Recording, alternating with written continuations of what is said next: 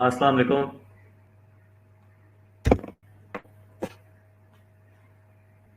जी, कैसे हैं आप लोग?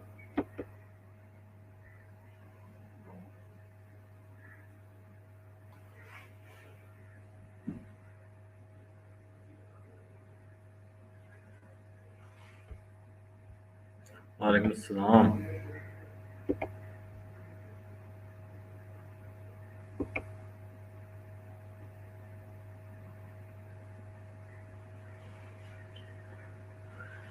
अच्छा जी,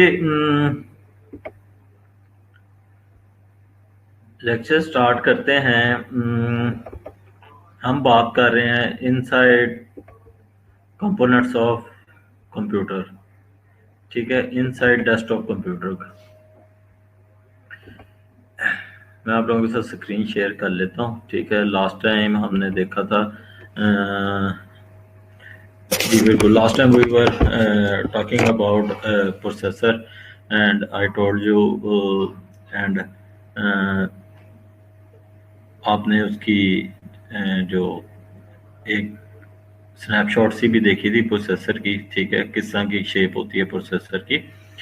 तो आपने देखा था कि वो एक चिप की तरह होता है जिसके ऊपर ना नंबर ऑफ पिन्स होती हैं, और मोस्ट ऑफ द टाइम ये पिन्स होती हैं प्रोसेसर के ऊपर एग्जिस्ट करती हैं। बट समटाइम ये जो पिन्स होती हैं, कुछ प्रोसेसर्स होते हैं जो पिन लेस होते हैं, और वो जो पिन्स होती हैं वो आपको मदरबोर्ड के ऊपर जिस जगह पे प्रोसेसर प्लेस किया जाता है वहाँ पे हमें वो अवेलेबल होती हैं।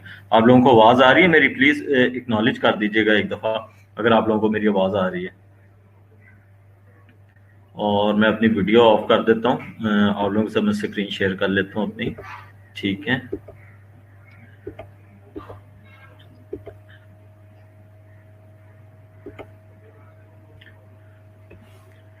जी बच्चे, आवाज़ आ रही है आप लोगों को? जी वेरी गुड, आ रही है। अच्छा जी, हमने प्रोसेसर को डिस्कस कर लिया था। एंड आई टोल्ड यू के प्रोसेसर की स्पीड जो होती है मेगाहर्ट्ज में भी होती है, गीगाहर्ट्ज में भी होती है। नॉर्मली जो आजकल प्रोसेसर मार्केट में अवेलेबल है, they work they have speed like gigahertz. But if we talk about the processor that was that was using in P1 P2 P3, यानी पेंटियम 1 पेंटियम 2 के अंदर, तो वो आपको प्रोसेसर जो होते थे वो मेगाहर्ट्ज के अंदर भी अवेलेबल होते थे।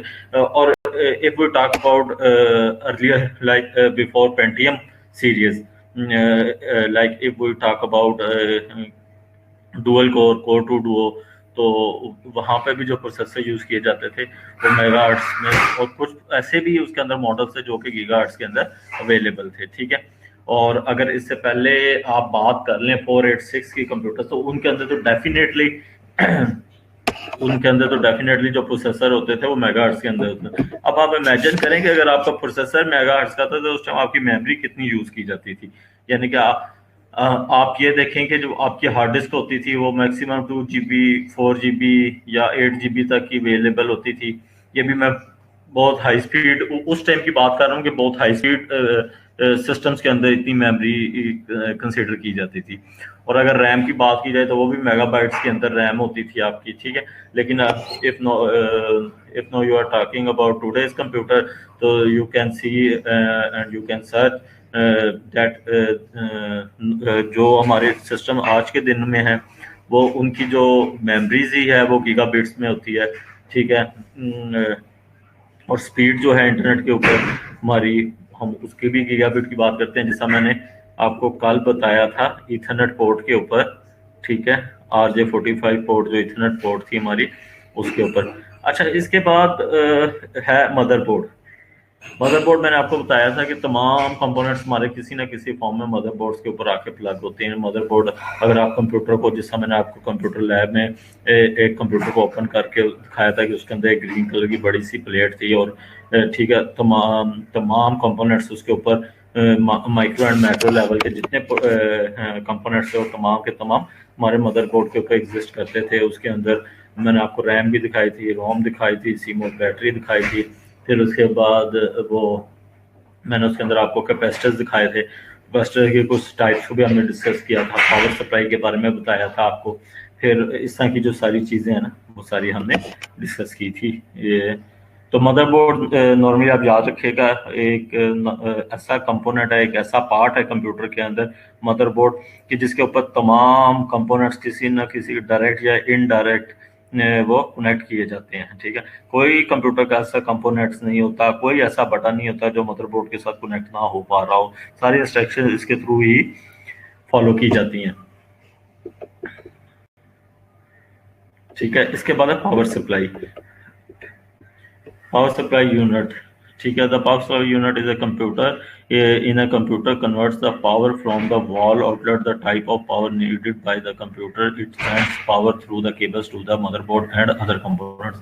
बिल्कुल, देखें अगर आप अपने कंप्यूटर के बैक पैनल को देखें, जिस जगह पे आपके पोर्ट्स, आप लोगों को पता है क्या चीज़ है, पोर्ट्स के ऊपर अगर आप पोर्शन को देखें तो वहाँ पर पावर सप्लाई लगी होती है, जहाँ से आप अपनी वॉल सॉकेट के अंदर उसका प्लग इंसर्ट करते हैं, और वॉल सॉकेट से आप जो उसका दूसरा एंड होता है उसको अपने कंप्यूटर की पावर सप्लाई में इन करते हैं। अब आप वॉल सॉकेट से अपने कंप्यूटर को 220 AC वोल्ट दे रहे होते हैं, और फिर उसके बाद अगर मैं आपको यहाँ पे दिखा सकूँ तो नहीं, अगर पावर सप्लाई के जो आउटपुट होती है वो डिफरेंट फॉर्म में होती है, यानी +5 वोल्ट भी होती है, -5 वोल्ट भी होती है, 12 वोल्ट भी होती है।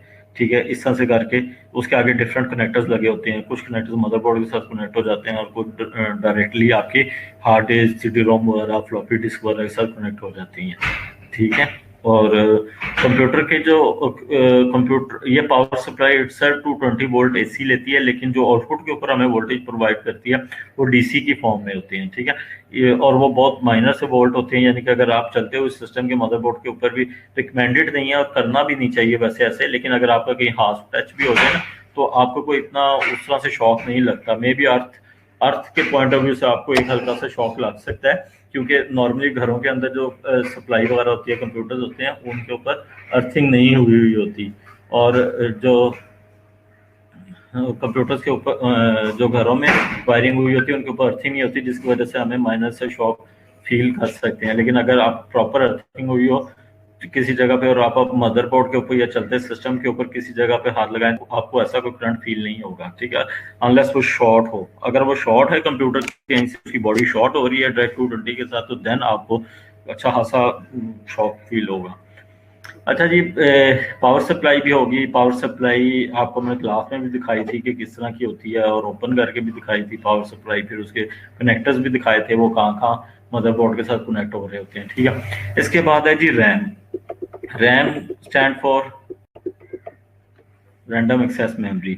रैम करती क्या है देख लेते हैं हम। RAM is your system short term memory. Short term memory यानी कि ऐसी रैम, ऐसी मेमोरी होती है जो कि कंप्यूटर के ऊपर अगर हम कोई डाटा सेव कर रहे हैं, काम कर रहे हैं, तो टेम्परेरी तौर पर सबसे पहले डाटा रैम के अंदर सेव हो रहा होता है। whenever your computer performs calculation, it temporarily stores the data in the RAM until it is needed। जी बिल्कुल, जब भी आप कोई कंप्यूटर के ऊपर इनपुट दे रहे होते हैं, काम कर रहे होते हैं, कंप्यूटर के ऊपर कोई विंडो ओपन की हुई है, वर्ड, एक्सेल, पावर पॉइंट की कुछ भी कर रहे हैं, और जब तक आपने उस फाइल को परमानेंटली सेव नहीं किया, तो टेम्परेरी तौर पे वो फाइल रैम के थ्रू लोड होकर कैलकुलेशन सबसे पहले रैम के अंदर लोड होती है, फिर वहाँ से प्रोसेसर को इंस्ट्रक्शन जाती है, और वहाँ से आउटपुट आती है, और फिर रैम के थ्रू फिर आपकी स्क्रीन के ऊपर डिस्प्ले होती है। ठीक है, और टेम्परेरी तौर पर डाटा रैम के ऊपर सेव हो रहा होता है। चूंकि ये टेम्परेरी डाटा सेव हो रहा होता है, ये परमानेंट स्टोरेज नहीं है आपकी। इस वजह से जैसे ही आप देखते हैं कि जब कंप्यूटर ऑफ करते हैं हम, तो आपका सारा डाटा लॉस हो जाता है, अगर आपने वो डाटा सेव नहीं किया हुआ अपने कंप्यूटर के ऊपर। This short term memory disappears when the computer is turned off. बिल्कुल, जो मैं बात अभी आपको बता रहा हूँ, if you are working on a document, spreadsheet or other type of file, you will need to save it to avoid losing it. Yes, अगर आपने उस चीज़ से बचना है, अगर आप चाहते हैं कि आप अगर किसी वर्ड, एक्सेल, पावर पॉइंट की फाइल या किसी भी फाइल के ऊपर काम कर रहे हैं और आपका डाटा लॉस ना हो, तो देन आपको या तो बार बार कंट्रोल एस की कमांड के थ्रू उस डाटा को सेव करना चाहिए। और अगर आप ऐसा नहीं करते तो फिर आपको कुछ डॉक्यूमेंट्स के अंदर ऐसी ऑप्शन होती है कि ऑटो सेव की, तो थोड़ी थोड़ी देर बाद ना आपका डॉक्यूमेंट ऑटोमेटिकली सेव हो रहा होता है। ठीक है, एक दफ़ा आप उसको सिर्फ सेव करते हैं, लोकेशन बता देते हैं, उसके बाद वो फाइल ऑटोमेटिकली सेव हो रही होती है। When you save a file, the data is returned to the hard drive, which act as long term storage। जी बिल्कुल। वो कहता है जी जब आप फाइल को सेव कर लेते हैं तो हार्ड ड्राइव के ऊपर सेव हो जाती है, जो कि लॉन्ग टर्म है। ठीक है, रैम इज मेजर्ड मेगाबाइट और गीगाबाइट। बिल्कुल, मैंने जिस तरह भी थोड़ी देर पहले आपको प्रोसेसर्स के बारे में बताया, like processors comes in megabyte, megahertz and gigahertz. Likely RAM is also comes in megabyte and gigabyte. But if we talk about today's computer, then we also talk about gigabytes. और last lecture में मैंने आपको memory unit के बारे में बताया था कि 8 बिट क्या होता है, फिर बाइट क्या होता है, किलोबाइट क्या होता है, megabyte and gigabyte and terabyte then. ठीक है, the more RAM you have, the more things your computer can do at the same time. Obviously, अगर आपकी कंप्यूटर की टेम्परेरी मेमोरी ज़्यादा है तो obviously you can perform faster than the computer which have memory low less. ठीक है, अगर आप ऐसे कंप्यूटर के ऊपर काम कर रहे हैं जिसकी मेमोरी बहुत ज़्यादा है, रैम ज़्यादा है, तो देन ऑब्वियसली वो कंप्यूटर तेज़ी से काम करेगा, और बनिस्बत ऐसे कंप्यूटर के जिसकी मेमोरी कम है। ठीक है, इट मीन्स कि रैम आपके कंप्यूटर की स्पेक्स में एक मेजर रोल प्ले करती है। If you don't have enough RAM, you may notice that your computer is sluggish when you have several programs open. बिल्कुल वही जो बात मैं आपको बता रहा हूँ कि कंप्यूटर, अगर आपके कंप्यूटर की रैम ज़्यादा नहीं है तो देन आप फील करेंगे कि आपका कंप्यूटर स्लो हो रहा है, स्ट्रक हो रहा है, और अगर आपने उसके वो मल्टीपल विंडोज या मल्टीपल प्रोग्राम्स ओपन कर लिए तो then you feel problem, feel a lot of problems. Because of this, many people add extra RAM to their computer to improve performance. तो इसका सोल्यूशन यही है कि आप अपनी रैम को इनहेंस कर लें, इंक्रीज कर लें। ठीक है, लेकिन ये चीज़ मेक श्योर कर लीजिएगा कि जब आप अपने कंप्यूटर के रैम को इंक्रीज करते हैं तो then actually RAM comes in clock. It depends on RAM depends on the compatibility of your with your system. अगर रैम की कंपेटेबिलिटी आपके सिस्टम के साथ नहीं है तो देन मे बी वो रैम उसको पिक तो कर ले, कंप्यूटर आपका पिक तो कर ले रैम को, लेकिन हो सकता है उसकी परफॉर्मेंस उस तरह से ना हो। तो प्लीज़ इस चीज़ को मेक श्योर कर लेना चाहिए कोई भी रैम आपके हार्डवेयर में ऐड करने से पहले कि वो हार्डवेयर आपके एग्जिस्टिंग हार्डवेयर के साथ कंपेटेबल है कि नहीं है। ठीक है, compatibility is a big issue in computers, specially in hardware. ठीक है, a bit is the smallest unit of data in computer processing. A byte is group of 8 bit। ये मैं सारी चीज़ आपको पहले बता चुका हूँ। ठीक है, मैं आपकी अटेंडेंस भी साथ साथ अपग्रेड करता चला जाऊँ जी। 11 लाइव आउट ऑफ 13 रजिस्टर्ड। अच्छा जी, अच्छा, रैम के बाद चीज़ है hard drive. The hard drive is the data center of the computer. बिल्कुल, डाटा सेंटर से मुराद ये है कि आपके कंप्यूटर के ऊपर आप जो भी काम कर रहे हैं, आपका जितना डाटा है, लाइक वो किसी भी फॉर्म में, अब वो आपका फाइल फॉर्मेट में है, इमेजेस हैं, आपकी वीडियोस हैं, ठीक है, MP3 है, MP4 हैं, JPEG हैं, जो भी डाटा किसी भी फॉर्मेट में है, ये सारी एक्सटेंशन आप लोग इस तमाम चीज़ों से फेमिलियर हैं। ये जितनी एक्सटेंशंस के नाम मैं ले रहा हूँ ये सारे आप फेमिलियर, और आपको पता है कि what is the purpose of extensions, why we should know about the extension, any extension of any extension. हमें किसी भी एक्सटेंशन का पता क्यों होना चाहिए। ठीक है, ये भी आप लोगों को चीज़ का पता, मैं बार बार क्लास में भी आपको ये बताता चला गया हूँ कि एक्सटेंशन बड़ा इंपॉर्टेंट रोल प्ले करती हैं। कहाँ पर इंपॉर्टेंट रोल प्ले करती हैं? एक्सटेंशन से हमें पता चलता है कि ये जो आपका प्रोग्राम है किस सॉफ्टवेयर में ओपन होगा। ठीक है, या ये आपकी ये फाइल किस सॉफ्टवेयर में ओपन होगी। Data is the data center of the computer. ठीक है, this is where the software is installed and it is also where your document and other files are stored. बिल्कुल, आपका जो ऑपरेटिंग सिस्टम होता है, जो आपकी एप्लीकेशन फाइल्स होती हैं, जो आपका डाटा होता है, वो तमाम का तमाम आपके हार्ड ड्राइव के ऊपर पड़ा हुआ होता है। ठीक है, the hard drive is long term storage which means the data is still saved even if U turn the computer of और अनप्लग इट। बिल्कुल ठीक बात है। When you run a program or open a file, the computer copies some of the data from the hard drive onto the RAM that it can access the data more easily. When you save a file, the data is copied back to the hard drive. The faster the hard drive is the faster your computer can start up and load program. बिल्कुल। अच्छा, इस paragraph को एक चीज़ समझ लें कि जब computer आप ऑन करते हैं तो देखिए उनमें आपकी रैम एक्चुअली क्या करती है, रैम से ये नहीं कर रही होती कि टेम्परेरी डाटा आपका अपने ऊपर रैम के अंदर लोड हो रहा होता है, वो सेव हो रहा होता है टेम्परेरी डाटा, बल्कि रैम जब आप कंप्यूटर को ऑन करती हैं तो रैम क्या करती है, आपकी हार्ड ड्राइव को एक्सेस करके कुछ नेसेसरी डाटा आपके रैम के ऊपर लोड कर लेती है, ताकि आप जब उसको कॉल करें तो वो रैम फौरी तौर पर उसका आंसर आपको आंसर कर सके, बजाय इसके कि वो आप आंसर करें रैम में लोड हो, वहां से हार्ड डिस्क में जाए, वहां से सारी प्रोसेसिंग हो, देन आपको तो this process can take time. लेकिन अगर आप ऑलरेडी जो अगर आप डाटा ऑलरेडी रैम के अंदर लोड हो जाता है तो वो आप इजीली उसको कॉल कर सकते हैं और अगेन रिकॉल भी कर सकते हैं उसको इजीली, ठीक है। और जो ये इसमें लास्ट इस पैराग्राफ में लास्ट लाइन लिखी हुई है, the faster the hard drive is the faster your computer can start up and load program. बिल्कुल, अगर आपकी हार्ड डिस्क फास्ट है, यानी कि अगर आप देखें हार्ड, जिस तरह मैंने आपको लास्ट लेक्चर के अंदर पोर्ट्स के बारे में बताया था कि सबसे पहले सीरियल पोर्ट आई, PS2 आई, और अब यूएसबी है। यूएसबी का सबसे बड़ा पोर्ट्स की एडवांसमेंट का सबसे बड़ा पर्पस क्या था, स्पीड था, स्पीड थी, ठीक है। अगर आपके कंप्यूटर के अंदर हार्ड डिस्क फास्टर लगी हुई है, यानी कि जिस तरह पहले आईडी हार्ड डिस्क यूज़ की जाती थी, फिर साटा आ गई, और अब अगर आप बात करें तो एसएसडी आ गई। एसएसडी के अंदर भी अब वेरियस वर्जन अवेलेबल है मार्केट के अंदर, ठीक है। आईडी अगर आप हार्ड डिस्क, जैसा मैंने आपको कंप्यूटर लैब में भी दिखाया था कि आईडी एक चौड़े कनेक्टर वाली पुरानी कंप्यूटर्स के अंदर आईडी केबल्स यूज़ की जाती थी, और उसके बाद साटा आ गई। साटा से आप लोग फेमिलियर हैं, ठीक है। अब उसके बाद एसएसडी आ गई। एसएसडी में सॉलिड स्टेट डिस्क जो है, ठीक है, और ये उससे ज़्यादा अगर आपके सिस्टम के अंदर सॉलिड स्टेट डिस्क लगी है और एक दूसरे कंप्यूटर के अंदर आईडी लगी है या साटा लगी है, तो ऑब्वियसली आपका वो कंप्यूटर ज़्यादा तेज़ परफॉर्म करेगा जिसके अंदर एसएसडी हार्ड डिस्क लगी हुई है, ठीक है। It's all about technology, it's all about speed, ठीक है। अब बात की जाती है स्पीड के ऊपर, ठीक है। ऑब्वियसली अगर आपको स्पीड चाहिए तो फिर उसके लिए आपको एक कॉस्ट भी पे करनी पड़ती है। Motherboard drives are hard disk drives which store data on magnetic platters. Some computers now use solid SSD, as I told you earlier, also called flash hard drive. They are faster and more durable than hard disk drives. जी बिल्कुल, ये वही बात कर रहा है जो भी मैंने आपको पहले बताई है कि अगर किसी ऐसे कंप्यूटर के अंदर जिसके अंदर आईडी वाली हार्ड डिस्क लगी हुई है, यानी कि जिसके अंदर मैग्नेटिक प्लेटर लगा होता है, प्लेटर के ऊपर डाटा सेव होता है। अगर किसी कंप्यूटर में ऐसी हार्ड डिस्क लगी है और किसी कंप्यूटर के अंदर जिसके अंदर एसएसडी लगी हुई हो, ठीक है, तो अगर आप इन दोनों कंप्यूटर का कंपैरिजन करें तो ऑब्वियसली जिस कंप्यूटर के अंदर एसएसडी सॉलिड स्टेट ड्राइव लगी हुई है, ठीक है, वो कंप्यूटर ज़्यादा तेज परफॉर्म करेगा। ये देखें, पुरानी हार्ड डिस्क कुछ इस तरह से हुआ करती थी, ठीक है। ये यहाँ पे अभी आप जो देख रहे हैं ये साटा हार्ड ड्राइव है, ठीक है।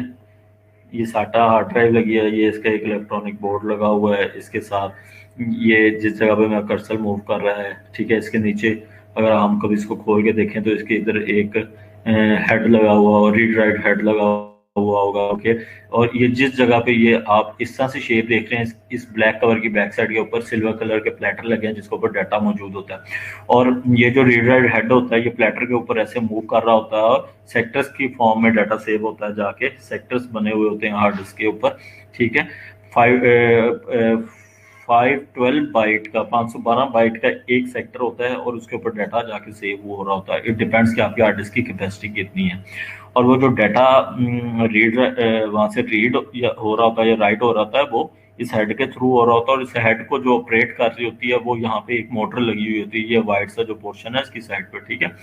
नॉर्मली ये मेरे ख्याल में कोई +5 वोल्ट या 12 वोल्ट होते हैं जिसके ऊपर ये आपकी मोटर ऑपरेट हो रही होती है। इसको स्प्लिंटर मोटर कहा जाता है, ठीक है।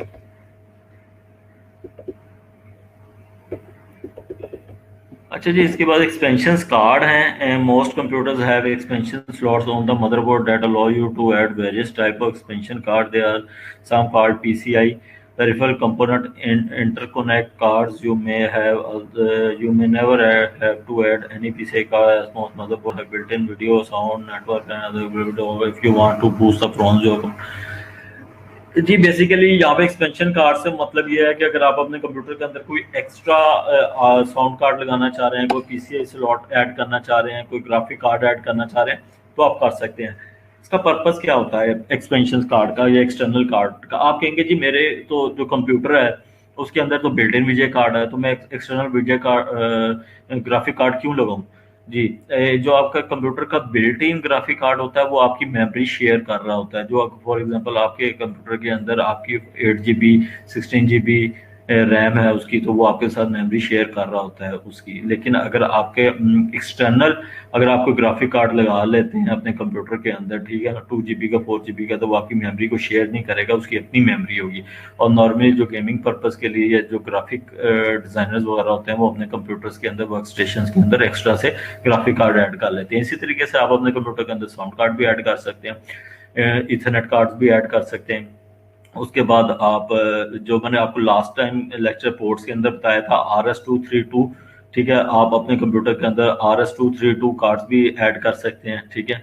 RS-232 कार्ड का बहुत इंपॉर्टेंट रोल होता है कंप्यूटर के अंदर, लेकिन ये आपको रोल तब आइडिया होगा जब आप प्रैक्टिकल फील्ड में आएंगे। क्यों? क्योंकि नॉर्मली जो पुराने एनालाइजर्स होते हैं, या आप अगर पैथोलॉजी लैब के अंदर जाएं तो वहाँ पे बहुत सारी ऐसी मशीन होती हैं जिनकी कम्युनिकेशन आपके कंप्यूटर के साथ PCI स्लॉट सीरियल यानी कि RS-232 सीरियल 9 पिन केबल के थ्रू हो रही होती है। वो सारा आपके एनालाइजर्स का डाटा, जो आपकी और बहुत सारी मशीनें होती हैं उनका डाटा जो है वो कंप्यूटर के ऊपर किस किस फॉर्म में किस इंटरफेस के थ्रू आता है, वो RS-232 के थ्रू आता है, ठीक है। ऑल्दो RS-232 आपके लेटेस्ट कंप्यूटर के अंदर एलिमिनेट हो गया, लेकिन आप मार्केट में जाके RS-232 का कार्ड बाय कर सकते हैं और उसको अपने कंप्यूटर के अंदर प्लग कर सकते हैं। यहाँ पे तो बात की गई है सिर्फ PCI स्लॉट की। आपके कंप्यूटर के अंदर सिर्फ PCI स्लॉट नहीं होती, पुराने कंप्यूटर्स के अंदर PCI और AGP स्लॉट्स हुआ करती थी। AGP स्लॉट के ऊपर ग्राफिक कार्ड यूज किया जाता था, PCI स्लॉट के ऊपर आप नॉर्मली अपने इथरनेट कार्ड और इस तरह के जो मैं आपको बता रहा हूँ RS-232 सीरियल कार्ड जो है वो यूज किए जाते थे। लेकिन इसके अलावा जो अब लेटेस्ट कंप्यूटर आ रहे हैं उनके अंदर PCI एक्सप्रेस स्लॉट यूज की जाती है, ठीक है। और स्लॉट्स होती है किस तरह के, मैं आपको दिखा देता हूँ स्लॉट्स। आप ये देखें, अगर आपको मदरबोर्ड को थॉरोली आपने देखा हो, जब मैं पहले डायग्राम दिखा रहा था आपको, तो देखें ये स्लॉट जो लगी हुई है ना आपके कंप्यूटर के ऊपर, ये देखें, ये वाइट कलर की AGP स्लॉट है, ठीक है। इसके अंदर ग्राफिक कार्ड लगा होता था। जहाँ पे मैं कर्सर मूव कर रहा है, अगर मैं एक मिनट चेक कर लूँ, आपको तो स्क्रीन शेयर है ना, पता लगे मैं ऐसे ही बोलता चला जा रहा हूँ। जी बिल्कुल, ये देखें ये AGP स्लॉट लगी हुई है, ठीक है। ये उसके बाद ये PCI स्लॉट है वाइट कलर की। इसके ऊपर आप जो मैं RS-232 कार्ड की बात कर रहा हूँ, मशीनों की डाटा ट्रेवल की बात कर रहा हूँ, इस स्लॉट के ऊपर लगा करते थे RS-232। जी, RS-232 कम्युनिकेशन के लिए यूज किए जाते हैं। जो आपके पैथोलॉजी की लैब हो गई, फिर आपके उसके अलावा अगर आपको रेडियोलॉजी में आपकी ओल्ड मशीन्स हैं, जो पुरानी कम्युनिकेशन हुआ करती थी वो सीरियल पोर्ट के थ्रू हुआ करती थी। सीरियल पोर्ट आपको पता है कि इसको कहते हैं, ठीक है। अब 9 पिन सीरियल पोर्ट RS-232 को कहते हैं, और RS-232 इस स्लॉट के ऊपर कार्ड आके कनेक्ट होता था, ठीक है। इस पर्पस के लिए ये कार्ड यूज किए जाते हैं, कम्युनिकेशन पर्पस के लिए। मशीनों से अगर आपने डाटा, एनालाइजर से डाटा अगर आपने अपने कंप्यूटर्स के अंदर लेके आना है, आप किसी मशीन एनालाइजर के ऊपर कोई टेस्ट परफॉर्म करते हैं, ठीक है, वो टेस्ट उस एनालाइजर के ऊपर तो सेव रहेगा, लेकिन अगर आपने उसको अपने कंप्यूटर के ऊपर लेके आना है तो ऑब्वियसली आप किसी इंटरफेस के थ्रू ही लेके आ सकते हैं ना। तो वो आजकल जितनी नई मशीनें आ रही हैं, ठीक है, वो तो नॉर्मली आपकी आ जाता है डाटा इथरनेट पोर्ट के थ्रू। लेकिन जो पुरानी मशीन या कुछ अभी अभी भी लेटेस्ट एनालाइजर्स या मशीनें आ रही हैं उनके अंदर RS-232 इंटरफेस को यूज किया जाता है। और वो क्योंकि अब कंप्यूटर्स के अंदर तो RS-232 बिल्ट इन नहीं आती, इस पोर्ट को एलिमिनेट कर दिया गया। तो इस पर्पस के लिए हम एक्सटर्नल कार्ड को बाय करते हैं और ला के इस PCI स्लॉट पे लगा देते हैं। अगर आप अपना कंप्यूटर को ओपन करके देखें तो उसमें PCI स्लॉट नहीं, तो फिर उसमें PCI एक्सप्रेस स्लॉट होगी। PCI एक्सप्रेस स्लॉट किस तरह की होती है, वो छोटी सी पोर्ट होती है बिल्कुल, अगर आप उसको ओपन करके देखें तो, ठीक है।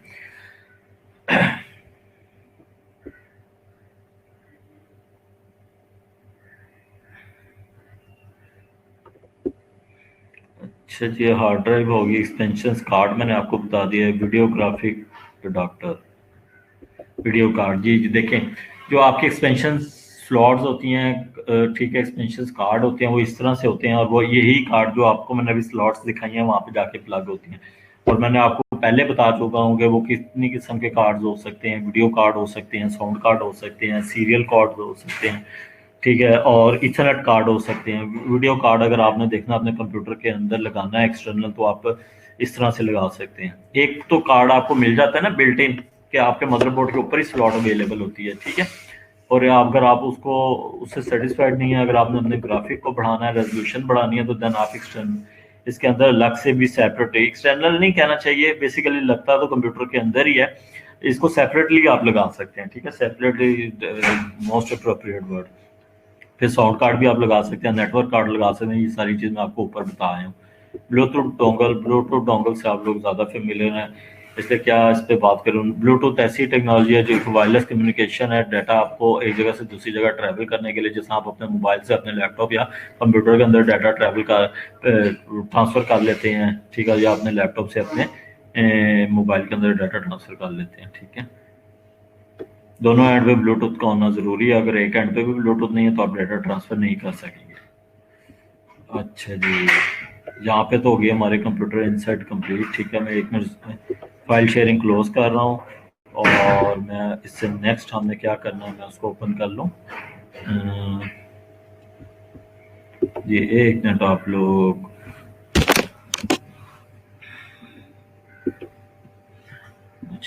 नोट्स ओपन कर लेने दीजिएगा। ये पोर्ट्स हो गई हमारी, इनसाइड कंप्यूटर हो गई हमारी, टाइप ऑफ कंप्यूटर भी होगी। फिर हमारा इसके बाद आ जाता है जी IP address and logic gates. आज अभी काफ़ी टाइम है, हम कंप्लीट कर लेंगे। इसके बाद ओवरव्यू कंट्रोल पैनल देखेंगे, और बस फिर हम वर्ड एक्सेल पावर पॉइंट की जल्दी जल्दी रिवीजन करेंगे। और अच्छा जी, आईपी एड्रेस में देख लेते हैं क्या क्या चीज़ें हैं।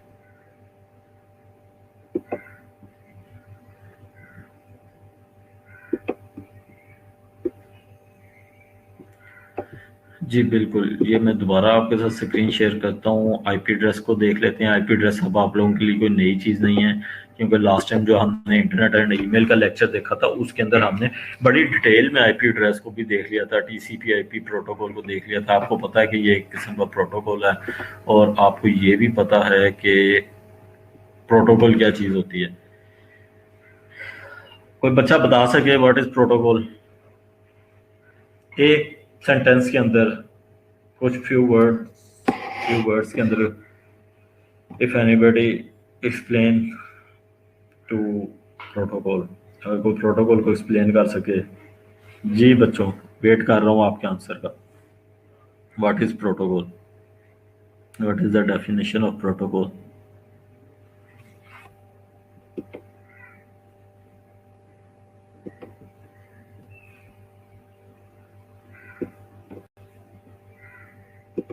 जी बताएं।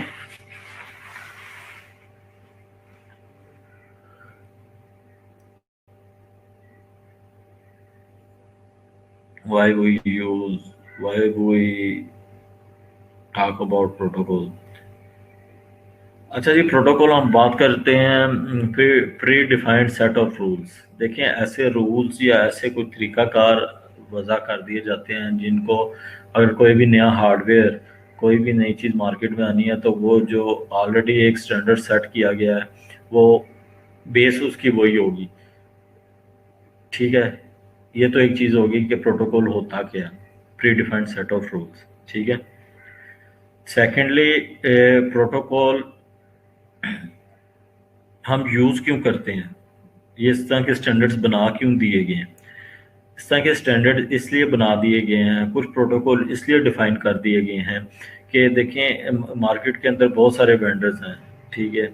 आईबीएम है, इंटेल है, डेल है, एचपी है, लिनोवो है, एएमडी है, बहुत सारे वेंडर्स हैं। वो अपने मदरबोर्ड बनाते हैं, अपने इथरनेट कार्ड्स बनाते हैं, प्रोसेसर्स बनाती हैं कुछ कंपनी।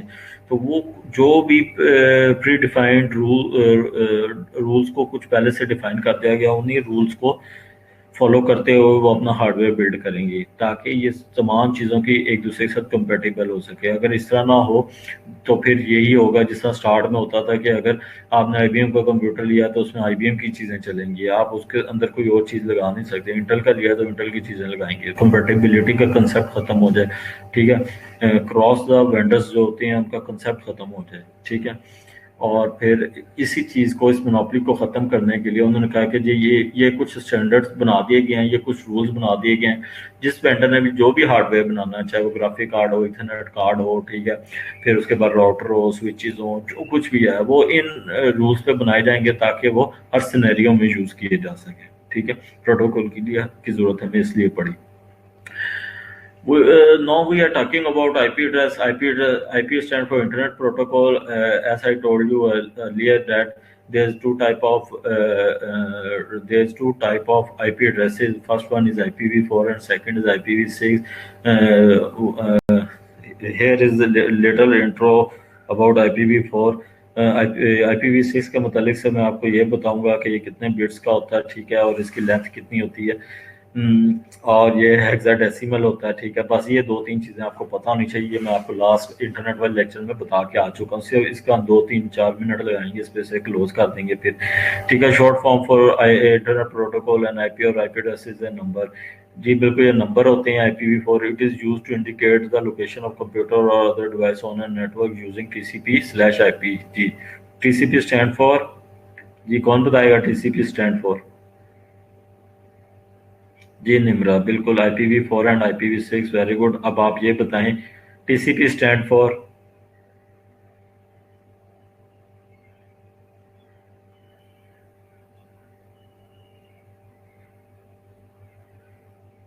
जी कोई और बच्चा बताए। TCP stand for transmission control protocol, ठीक है। अच्छा जी, these addresses are similar to those of your house, allowing data to reach the appropriate destination on network and the internet। जी बिल्कुल, अगर आपने इंटरनेट के ऊपर कम्युनिकेट करना है तो आपके पास एक यूनिक आईपी एड्रेस होना बहुत ज़रूरी है। विदाउट आईपी एड्रेस आप इंटरनेट के ऊपर कम्युनिकेशन नहीं कर सकते, ठीक है। और इसकी दो types, IPv4 and IPv6। As the internet technology evolved, there has been an increasing demand for IP addresses. ये बात लास्ट टाइम मैं आपको बहुत अच्छे तरीके से बता चुका हूँ कि IPv6 की ज़रूरत क्यों पेश आई, कि अब कंपनीज ने ये रियलाइज़ करना शुरू कर दिया कि IPv4 बहुत कम रह गए हैं और अनकरीब ये ख़त्म हो जाएंगे IPv4। तो इस वजह से उन्होंने IPv6 का को किया, और कहते हैं IPv6 की लेंथ इतनी बड़ी है, IPv6 के अंदर आईपी एड्रेसेस इतने हैं कि अगर इस दुनिया में हर जर्रे को एक आईपी एड्रेस भी दे दिया जाए ना, तो आईपी एड्रेसेस की रेंज फिर भी ना ख़त्म हो। इतनी बड़ी रेंज है IPv6 की। अगर मैं आपको IPv6 का यहाँ पे अगर आगे IPv6 का एक एग्जांपल दे के दिखाऊंगा तो आपको देखेंगे कि IPv6 को याद रखना भी बहुत मुश्किल है comparatively IPv4। As the internet grows, there has been an increasing demand for IP address. To help meet the demand for IP address, there are two types of IP address, IPv4 and IPv6। ये बता चुका हूँ मैं आपको। Although we may only deal with an IPv4 address in local home, school or small office, we should also be aware of IPv6 for when we encounter them। जी, हम सिर्फ IPv4 की बात करते हैं, हम उसकी थोड़ी सी डिटेल को देखते हैं, लेकिन IPv4 का भी आपको पता होना चाहिए कि इंक्रीज IPv4 आ जाना है और IPv4 ही यूज़ करेंगे। और मैं भी जब तक आप लोग अपना ये डिग्री कंप्लीट करके जब आप लोग प्रैक्टिकल फील्ड में जाएं तो उस तरफ उस टाइम हर आज से 3 4 साल बाद हर तरफ IPv6 की बात हो रही हो उस टाइम, ठीक है। अच्छा जी, दोनों की एग्जांपल कुछ इस तरह से हैं, as you can see on your screen. Two 216.58.216.164, ठीक है। और मैंने आपको लास्ट टाइम भी बताया था कि IPv4 को अगर हम पार्ट्स में देखें तो इसके 4 पार्ट्स बनते हैं। डॉट डॉट से पहले एक पार्ट है, ठीक है। कितने डॉट हैं टोटली? 1 2 3 और 4, ठीक है। इसके 4 पार्ट हैं। एक पार्ट जो है आपका 8 बिट का होता है, और 4 पार्ट है 8 × 4 32 बिट का IPv4 होता है। TCP था transmission control protocol, transmission TRAN, trans MISSION। मैं इधर टाइप कर देता हूँ आपके सामने, अगर आप लोगों को स्क्रीन नजर आ रही है। ट्रांसमिशन, ठीक है।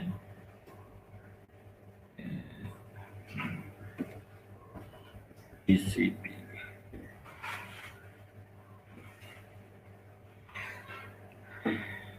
जी निम्रा, ठीक है।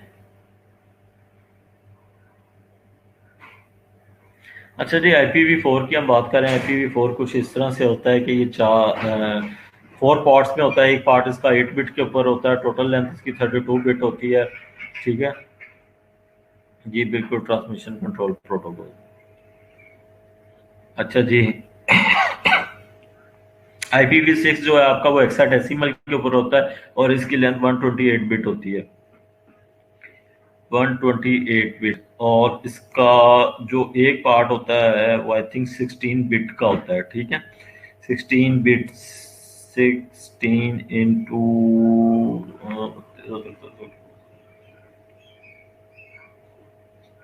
जी। अगर अगर वो 16 बिट का है तो इट मीन्स कि उसके अगर हम देखें तो उसके कितने पार्ट बनते हैं? 8 पार्ट बनते हैं। 16 इंटू 8 इक्वल टू 128। ठीक है, अगर मैं यहाँ पे बात इधर लिखूं इसको, 8 बिट बट लिखा गया है, चले 8 bit into 4, sorry, equal to 32 bit. ठीक है, 3 बिट इंटू 8, 128।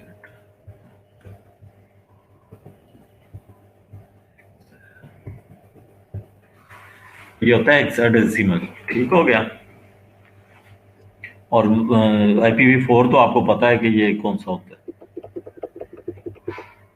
अच्छा जी, इसके अलावा बस ये ज़हन में रखिएगा, IP एड्रेसेस की कुछ क्लासेस होती हैं, 5 क्लास होती हैं। ठीक है, कौन कौन सी है, बस एक एक लाइन में हम उसको भी देख लेते हैं। क्लास 1 है, B है, C है, D है एंड E है। They are 5 types of any kind of IP address. IP address, जब मैं IP एड्रेस की बात कर रहा हूँ तो अंडरस्टूड IPv4 की अभी बात कर रहा हूँ, क्योंकि IPv6 तो हम उस तरह से देख नहीं रहे। ठीक है, क्लास ए जो की रेंज जो है वो आपको स्क्रीन पर नजर आ रही है, 1 से स्टार्ट होती है। ठीक है, और 126 तक जाती है।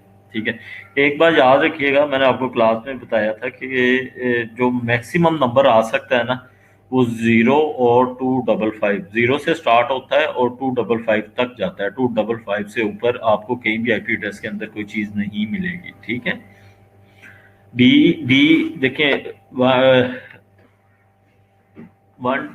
1001 से स्टार्ट होता है।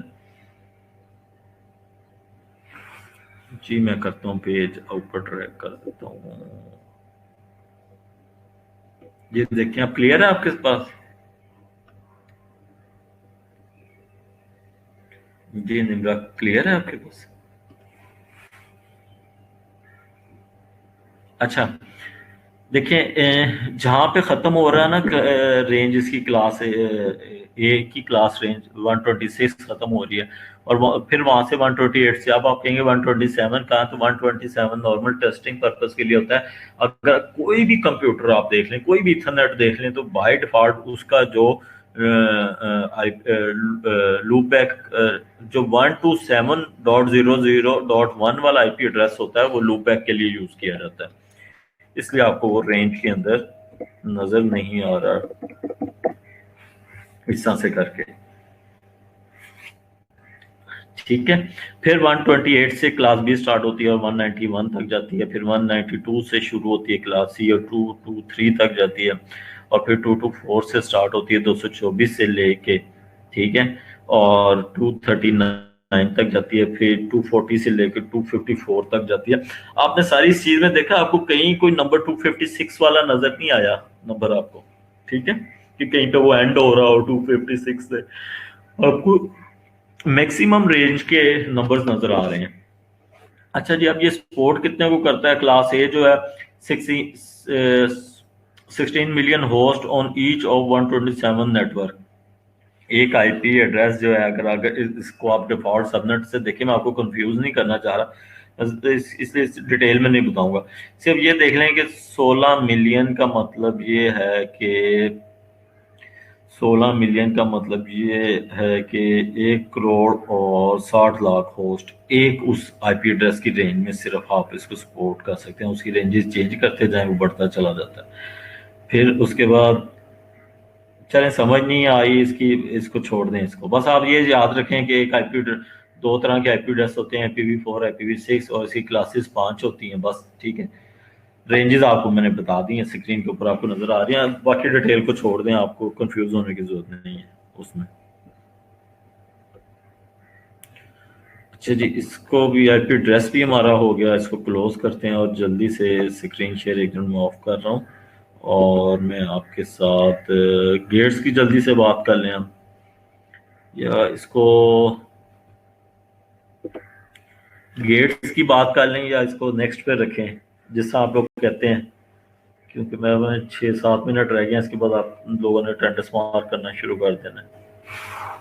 जिससे आप लोगों को अगर मुश्किल नहीं हो रही, ठीक है, तो हम फिर इसको कैरी ऑन करते हैं। बताएं बेटा।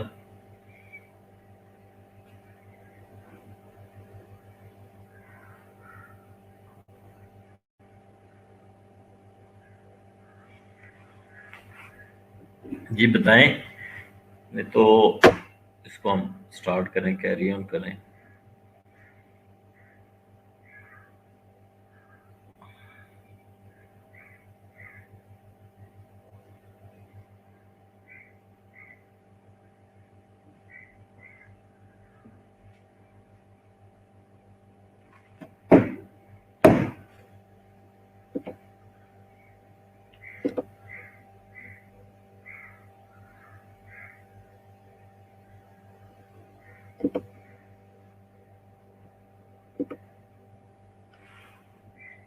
जी ठीक है, अगर मेरे ऊपर है तो फिर हम इसको कैरी ऑन करते हैं, ठीक है।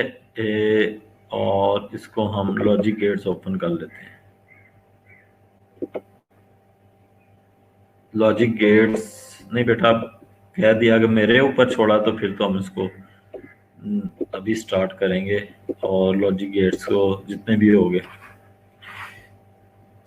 अच्छा जी, क्योंकि चीज़ें मुश्किल नहीं है, आप लोगों ने सब पढ़ी हुई हैं, इस वजह से जल्दी जल्दी हो जाए तो बेहतर है।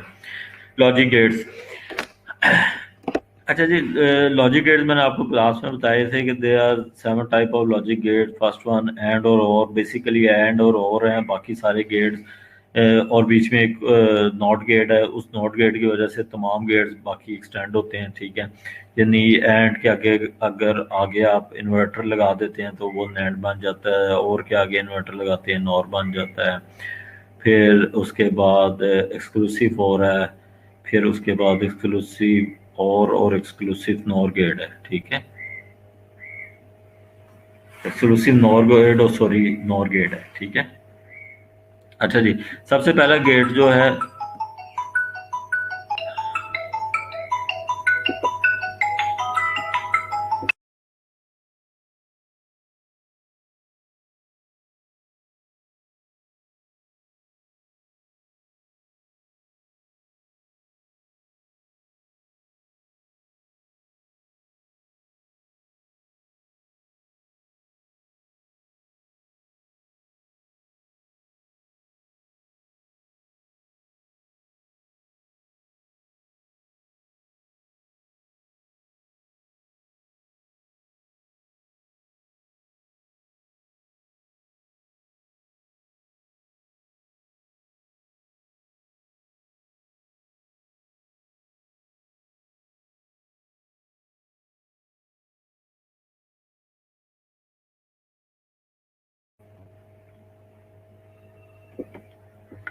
अच्छा जी, हम गेट्स की बात कर रहे हैं, तो सबसे पहला गेट जो होता है वो एंड गेट है, ठीक है। The AND gate is so named because of zero is called false and one is called true. The देखिए AND gate के अंदर नो वॉइस, ये कैसे हो सकता है? बाकी बच्चों को आ रही है आवाज? नहीं, मैंने वॉइस ओपन कर दी अपनी। जी, आवाज आ रही है आप लोगों को? जी आवाज आ रही है?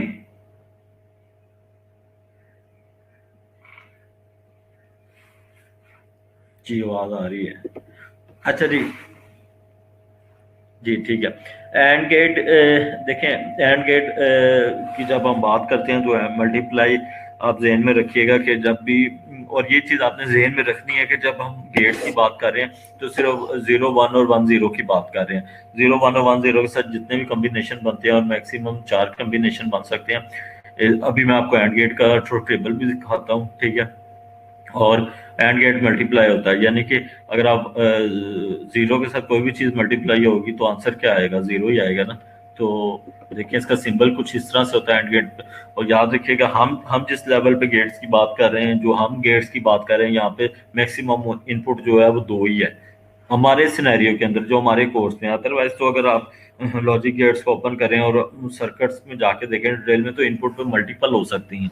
लेकिन यहाँ पे जो हम बात कर रहे हैं वो सिर्फ दो इनपुट की बात कर रहे हैं, ठीक है। और इसके अंदर हमें एंड गेट के अंदर हमें आउटपुट तब ट्रू मिलती है, आउटपुट तब हाई मिलती है। हाई और लो, जीरो और वन एंड गेट के अंदर आपने याद रखने हैं, ठीक है। इसके अंदर हमें इनपुट हमने आउटपुट हमें तब आई मिलेगी जब हमारी दोनों इनपुट आई होगी, जिस तरह के ट्रुथ टेबल के अंदर आप देख सकते हैं। पहली चीज मैंने आपको क्या तीन चीजें बताई हैं, मैंने आपको एक चीज बताई कि सिर्फ दो आपने इनपुट यूज करनी है, 0 और 1, ठीक है। दो इनपुट यूज होने की वजह से कितने मैक्सिमम कॉम्बिनेशन बन सकते हैं, चार बन सकते हैं, 0 0 0 1 1 0 1 1, ठीक है। और तीसरी चीज मैंने आपको ये बताई है कि अगर इसके अंदर इनपुट तब हाई होगी एंड गेट के अंदर जब आपकी दोनों इनपुट्स जो हैं वो हाई हों, ठीक है। आप देख सकते हैं 0 इंटू 0 मल्टीप्लाई समझ लेना, 0 इंटू 0 0, 0 इंटू 1 0, 1 इंटू 0 0, 1 इंटू 1 1। एक और चीज आपको इसके साथ साथ बता दूं कि गेट्स को अच्छी तरह कीजिएगा, क्योंकि ये 2 3 नंबर का सिर्फ शॉर्ट क्वेश्चन आता है कि draw the symbol and truth table of and gate or gate, या जो किसी भी गेट का आपसे ट्रुथ टेबल पूछ लिया जाता है, उसका सिंबल पूछ लिया जाता है, ठीक है। 4 नंबर का हो सकता है ट्रुथ टेबल हो, और 1 नंबर का सिंबल हो उसका, ठीक है। 5 नंबर का भी पूछा जा सकता है, 3 नंबर का भी पूछा जा सकता है। जी जब जी हीरा बिल्कुल, जब दोनों इनपुट आपकी हाई होंगी, जब दोनों इनपुट हाई होंगी तब आपकी आउटपुट पे हाई मिलेगी आपको, आउटपुट जो है इसकी। फिर इसके बाद है और गेट।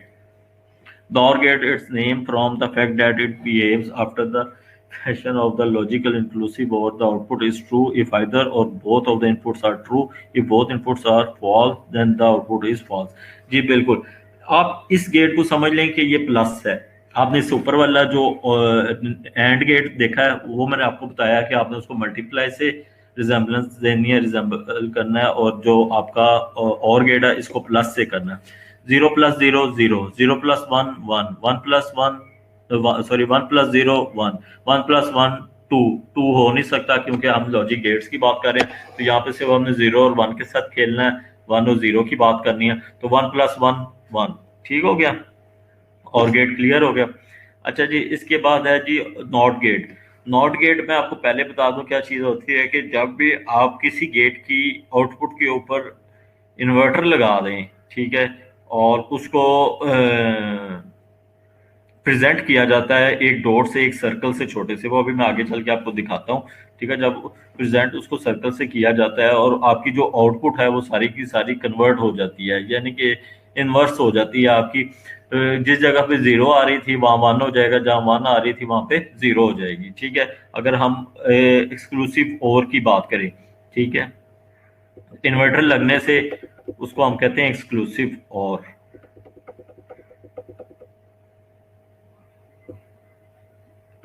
सॉरी, एक्सक्लूसिव और नहीं कहते इन्वर्टर लगने से, एक्सक्लूसिव और इटसेल्फ खुद है। यह एक्सक्लूसिव और मैं आपको बाद में बताता हूँ, पहले इन्वर्टर में आपको दिखा दूँ, ठीक है। इन्वर्टर इस तरह से होता है कुछ करके इन्वर्टर। तीसरा गेट ये कर रहे हैं हमने, पहला किया एंड, सेकंड और अब मैं आपको इन्वर्टर का बता रहा हूँ। Logic inverter sometimes called a not gate to differentiate it from other type of electronic inverter devices as only one input it reverses the logic gate. जी वन, इसकी सिर्फ वन इनपुट होती है, ये 1 को 0 कर देगा, 0 को 1 कर देगा, ठीक है। जी बिल्कुल, बिल्कुल निम्रा ऐसे ही है। Zero changes into one and one changes into zero. Very good. ठीक है, इसका अगर देखें आपसे इन्वर्टर का ट्रुथ टेबल पूछा जाता है तो ये आपको स्क्रीन के ऊपर नजर आ रहा है। इनपुट आपने ड्रा करनी है, एक टेबल बनाना है, वन कर देना और उसके आउटपुट को जीरो कर देना और जीरो को वन कर देना। ठीक है। अच्छा जी, नैंड गेट, अगर आप एंड गेट की आउटपुट पे इन्वर्टर लगा देंगे तो नैंड गेट बन जाएगा, तो क्या उसकी आउटपुट कैसे आएगी? ये देखें, सिंबल कुछ हिस्सा बन जाएगा सेम सिंबल एंड गेट की तरह, और इसकी आउटपुट के ऊपर देखिए सर्कल सा बना के और फिर उसके बाद इनपुट ली गई है, सॉरी आउटपुट ली गई है। ठीक है। The and gate operate as an and gate followed by a not gate. It acts in the manner of the logical operation and followed by negation. The output is false if both inputs are true, otherwise the output is true. अच्छा जी, इसकी output देख लेते हैं। And gate की हमने and gate में जब हमने बात की थी, हमने उसको मल्टीप्लाई कहा था कि जीरो इंटू जीरो जीरो आता है, लेकिन वहां पे जीरो आ रहा था, जीरो के आगे इन्वर्टर लगा तो क्या हो गया, वन हो गया। जीरो इंटू वन, ठीक है, और जीरो इंटू वन मल्टीप्लाई होगा तो क्या आएगा, जीरो आएगा, लेकिन इन्वर्टर लगने से ये वन हो गया। वन इंटू जीरो आउटपुट पे क्या आएगा, जीरो, लेकिन इन्वर्टर लगने से वन हो गई इनपुट। और वहां पे एंड के अंदर क्या था, one into one multiply one था, लेकिन इन्वर्टर लगने की वजह से ये जीरो हो गया। ठीक है, एंड गेट। इसी तरह हम सिंपल, मैंने अब बड़ा सिंपल कोशिश की आपको सिंपल करके समझाऊं बिल्कुल।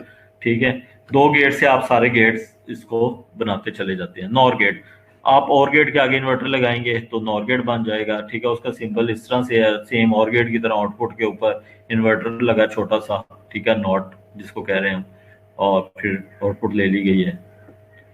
अच्छा जी, जीरो, वहां पे क्या था, जीरो प्लस जीरो जीरो था, जीरो प्लस वन वन था, वन प्लस जीरो वन था, वन प्लस वन वन था। यानी कि और के अंदर सारी इनपुट्स जो थी आपकी वो हाई थी एक्सेप्ट फर्स्ट वन। ठीक है, पहली के अलावा बाकी तीनों इनपुट आपकी हाई थी, लेकिन यहाँ पे क्या हुआ, इन्वर्टर लगने से उल्ट होगी। या फिर आप इन दूसरी फॉर्म में कह सकते हैं कि और गेट के अंदर कोई भी, बेटा इसका एडवांटेज ये है कि जब आप चिप्स की बात करते हैं, आईसीस की बात करते हैं, इलेक्ट्रॉनिक्स की बात करते हैं, ठीक है, तो लॉजिक गेट्स वहां पे यूज किए जाते हैं, चिप्स के अंदर यूज किए जाते हैं। ठीक है, हम बात करते हैं ना ट्रांजिस्टर की, हम वैक्यूम ट्यूब्स की बात करते हैं कि बहुत बड़ी बड़ी हुआ करती थी, कमरे जितना उसका साइज हुआ करता था, जिसकी वजह से कंप्यूटर बहुत बड़ा ह्यूज कंप्यूटर बना करते थे कि उसकी वायरिंग बहुत ज्यादा हुआ करती थी। फिर सेकेंडली उसके बाद जब ट्रांजिस्टर इन्वेंट हुआ, फिर उसके बाद आपका आईसीज हुई, फिर चिप्स हुई।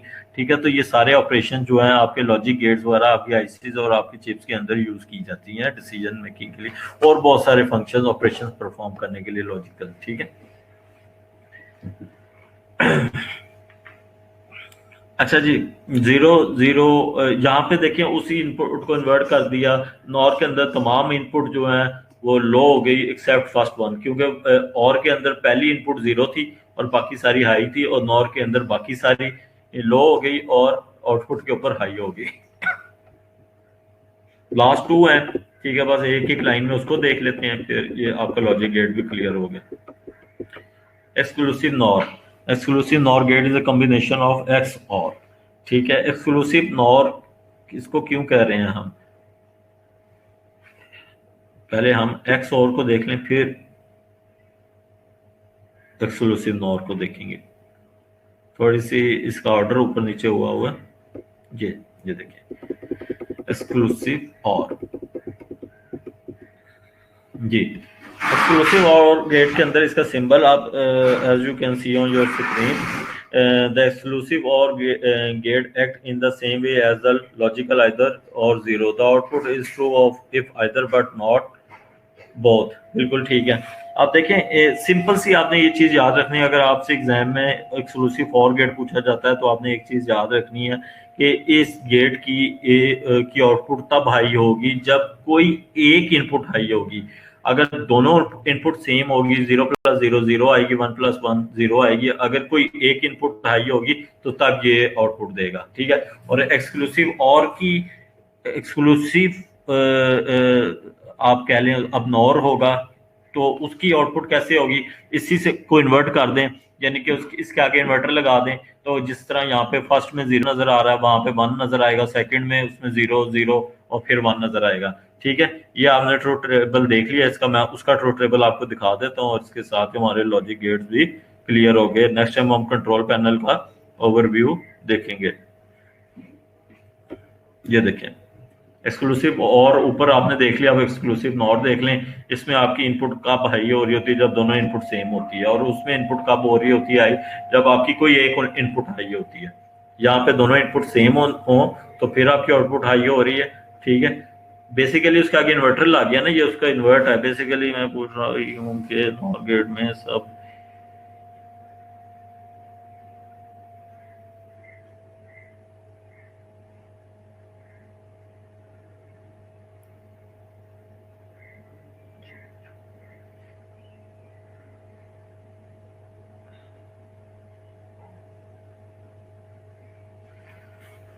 बेटा नॉर्मली आप ठीक पूछ रही हैं निम्रा, लेकिन ये ना आपने जहाँ पे डिसीजन मेकिंग करनी हो, अगर आप जहाँ पे आपने डिसीजन मेकिंग करनी होती है ना, उस जगह पे इस तरह के लॉजिक गेट्स वगैरह यूज किए जाते हैं, जहाँ पे आपने आउटपुट को चेंज करवा के दिखा।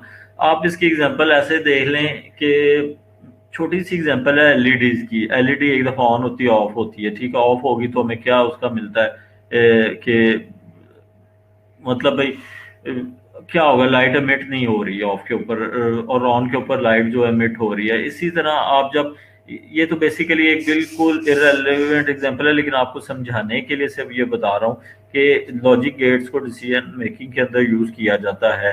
जब आप डिसीजन मेकिंग कर रहे होते हैं, जिस जगह पे आपकी पास मल्टीपल इनपुट्स हो रही होती हैं, जहाँ पे आपने एक की जगह तीन तीन इनपुट्स ले रहे होते हैं, तो वहां पे इस तरह की आउटपुट्स वगैरह को यूज किया जाता है। वहाँ पे इस तरह की गेट्स वगैरह को इस्तेमाल किया जाता है। अदरवाइज तो नॉर्मली नॉर्मल रूटीन के अंदर जो आपके और नॉर गेट ही यूज किए जाते हैं, और नॉर और इन्वर्टर यूज किए जाते हैं। ठीक है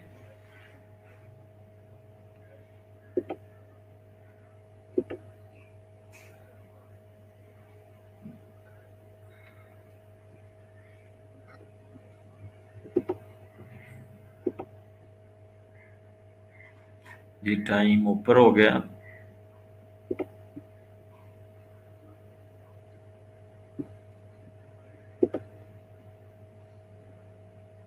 या आपका कोई क्वेश्चन है तो प्लीज पूछें, अदरवाइज मैं इसको डिस्कनेक्ट कर रहा हूँ, क्योंकि टाइम मेरे हाल में ऊपर हो गया।